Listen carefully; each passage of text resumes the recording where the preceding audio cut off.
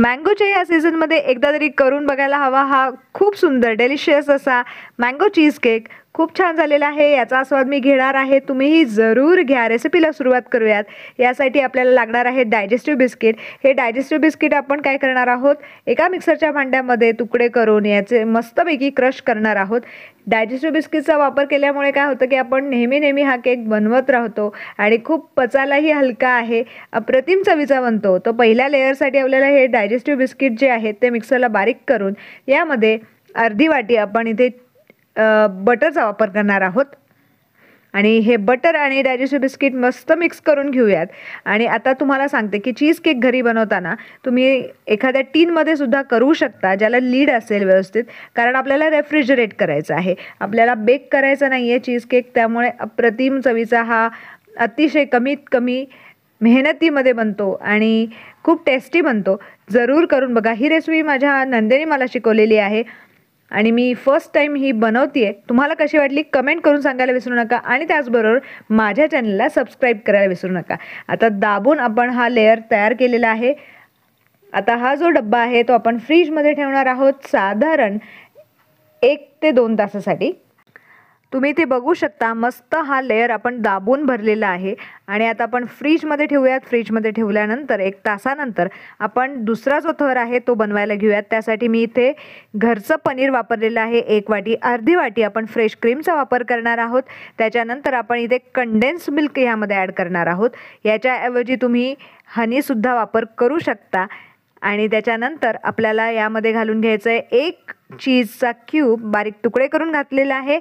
आणि त्याच्यानंतर आपण थोडेसे ड्रॉप्स आपण व्हॅनिला एसेन्सचे घालणार आहोत. मस्त फ्लेवर येतं. आणि हे सगळं साहित्य आपण मिक्सरला फिरवून घेऊयात. मस्त क्रीमी टेक्स्चर आलेलं आहे.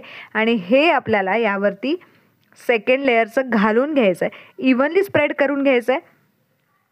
घरच्या घरी बनवा आणि मनसोक्त याचा आस्वाद घ्या. तुम्हाला चीज केक आवडतो की नाही जरूर कमेंट करून सांगायला विसरू नका. आणि मला सपोर्ट करण्यासाठी जरूर लाईक करा, शेअर करा आणि सबस्क्राईब आत्तापर्यंत केलं नसेल तर जरूर सबस्क्राईब करा. आता इथे तुम्ही बघू शकता मस्त लेअर झालेलं आहे. आता आपण हे परत एकदा फ्रीजमध्ये ठेवणार आहोत साधारण 3 ते 4 तासासाठी. मग त्याच्यानंतर 3 ते 4 तासानंतर खूप छान सेट झालेलं आहे. त्यावरती आपण आमरस स्प्रेड करून घेणार आहोत. इव्हनली स्प्रेड करायचं आहे. आणि आत्ताच मला तोंडाला पाणी सुटले. तुम्हीही जरूर करून बघा. आणि घरच्या घरी खूप सोप्या पद्धतीने हा मँगो चीज केक जेव्हा तुम्ही कराल तेव्हा घरच्यांनाही फार आवडेल आणि मनसोक्त याचा तुम्ही आस्वाद घेऊ शकता. परत एकदा आपण अर्धा तास फ्रीजमध्ये ठेवूयात.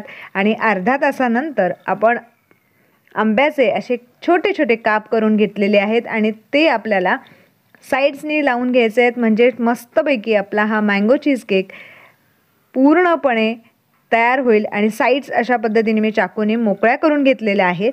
मोकळ्या केल्यानंतर आपण डिमोल्ड करून घेणार आहोत आणि चीज केक आपला इथे तयार असेल.